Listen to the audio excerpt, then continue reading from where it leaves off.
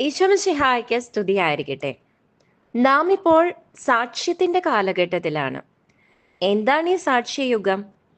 യോഹന്നാൻ 15:26 തിരുവചനം പറയുന്നു, ഞാൻ പിതാവിൻ്റെ അടുത്തുനിന്നും അയക്കുന്ന സഹായകൻ, പിതാവിൽ നിന്നും പുറപ്പെടുന്ന ആ സത്യാത്മാവ് വരുമ്പോൾ അവൻ എന്നെക്കുറിച്ച് സാക്ഷ്യം നൽകും. പിതാവിനെക്കുറിച്ചും പുത്രനെക്കുറിച്ചും സാക്ഷ്യം നൽകുന്ന പരിശുദ്ധാത്മാവ് സാക്ഷ്യയുഗത്തിൽ സന്നിഹിതനായിരിക്കുന്നു. അതായത് നാം ഇപ്പോൾ ജീവിക്കുന്നത് സാക്ഷ്യ യുഗത്തിലാണ്.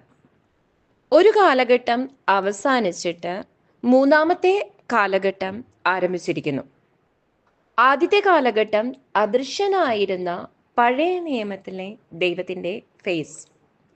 രണ്ടാമത്തേത് ദൃശ്യനായ ദൈവം മനുഷ്യനായി അവതരിച്ച സെക്കൻഡ് ഫേസ്. മൂന്നാമത്തേതാണ് സാക്ഷികളുടെ കാലം. പരിശുദ്ധാത്മാവാണ് ഈ സാക്ഷ്യ കാലഘട്ടത്തെ നിയന്ത്രിക്കുന്നത്. ആദ്യത്തേത് പഴയ നിയമ കാലഘട്ടത്തിൽ അദൃശ്യനായിരുന്ന ദൈവം. രണ്ടാമത്തേത് അദൃശ്യനായ ദൈവം ദൃശ്യനായി നമ്മുടെ ഇടയിൽ വന്നു വസിച്ച് പരസ്യജീവിതം നയിച്ച് മനുഷ്യനായി അവതരിച്ച പുതിയ നിയമത്തിലെ ക്രിസ്തുവിൻ്റെ കാലഘട്ടം.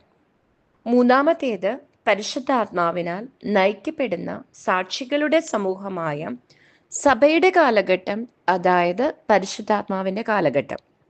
പിതാവിൻ്റെ കാലഘട്ടം, പുത്രൻ്റെ കാലഘട്ടം, പരിശുദ്ധാത്മാവിൻ്റെ കാലഘട്ടം.